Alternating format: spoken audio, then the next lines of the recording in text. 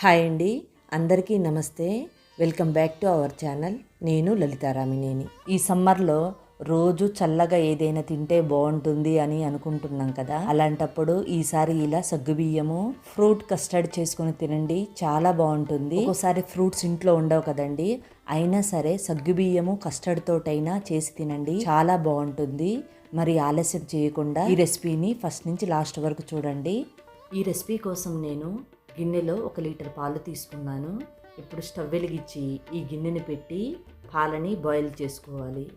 పాలు బాయిల్ అయ్యేటప్పుడు పైన మేగడ కట్టినట్లుగా సైడ్కి ఇలా అంటుకొని ఉన్నట్లుగా ఉంటుంది కదా, అలాంటప్పుడు మధ్య మధ్యలో కలుపుతూ ఈ పాలని బాయిల్ చేసుకోవాలి. మనం చిక్కట పాలు తీసుకున్నాం అనుకోండి, కొంచెం దగ్గర పడితే సరిపోతుంది.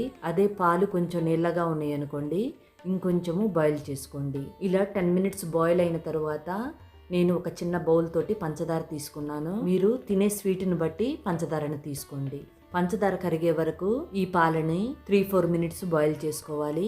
ఇలా పాలు బాయిల్ అవుతూ ఉంటాయి కదా, ఈలోపు ఒక గిన్నెలో 2 స్పూన్లు కస్టర్డ్ పౌడర్ తీసుకున్నాను. ఈ పౌడర్లోకి కాచి చల్లార్చిన పాలను వేసి కలుపుకోవాలి. నేను తీసుకున్న ఈ పాలు ఇంట్లో ఉన్న పాలను తీసుకున్నానండి. వెనిలా ఫ్లేవర్ ఉన్న కస్టర్డ్ పౌడర్ని తీసుకున్నాను. ఈ కస్టర్డ్ పౌడర్ ప్యాకెట్ ఎక్కువ రేట్ ఏమి ఉండదండి, 30-40 రూపీస్ ఉంటుంది.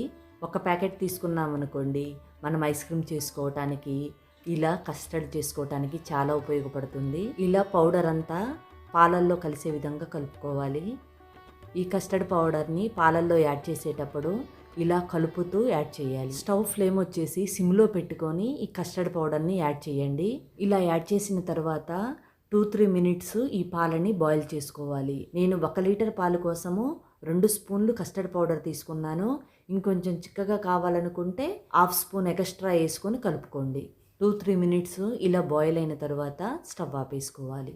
ఈ కస్టర్డ్ పాలని దించిన తర్వాత కూడా మేగడ కట్టకుండా ఇలా కలుపుకోండి. ఈ పాలు పూర్తిగా చల్లారిన తర్వాత ఫ్రిడ్జ్లో పెట్టుకోవాలి. ఈలోపు సగ్గుబియ్యాన్ని బాయిల్ చేసుకుందాము.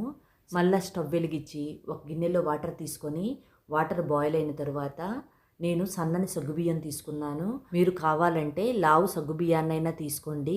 మీరు లావు సగ్గుబియ్యం తీసుకుంటే 1 గంట అయినా సగ్గుబియ్యాన్ని నానబెట్టుకోండి. లావు సగ్గుబియ్యాన్ని ఎలా నానబెట్టుకోవాలి అనేది నేను డిస్క్రిప్షన్లో నేను సగ్గుబియ్య పాయసం చేశాను, ఆ లింక్ ఇస్తాను, తప్పకుండా చూడండి. ఇలా సగ్గుబియ్యం అన్ని ట్రాన్స్పరెంట్గా అయిన తర్వాత, అంటే ఇలా బాయిల్ అయిన తర్వాత స్టవ్ ఆపేసుకొని వడకట్టుకోండి. వడపోసిన తర్వాత మళ్ళా చల్లని వాటర్ తోటి ఇలా కలిపి వడకట్టండి. ఇలా చేసినందువల్ల సగ్గుబియ్యము విడివిడిగా ఉంటాయి. ఇప్పుడు కస్టర్డ్ని తీసుకొచ్చి ఈ కస్టర్డ్ని ఒకసారి కలిపిన తర్వాత బాయిల్ చేసుకున్న సగ్గుబియ్యాన్ని యాడ్ చేయండి.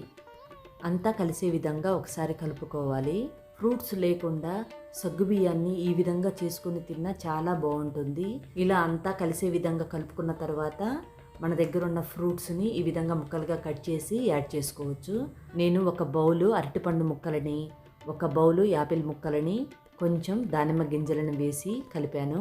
మీకు ఇవన్నీ కలిపిన తర్వాత కొంచెం స్వీట్ తక్కువగా అనిపించింది అనుకోండి, కొంచెము పంచదార వేసి కలుపుకోండి.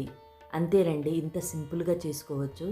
మరి నేను చేసిన ఈ రెసిపీ మీకు నచ్చినట్లయితే తప్పకుండా నా ఛానల్ని లైక్ చేయండి, షేర్ చేయండి, సబ్స్క్రైబ్ చేసుకోండి. మీ ఫ్రెండ్స్కి, మీ ఫ్యామిలీ మెంబర్స్కి కూడా షేర్ చేయండి.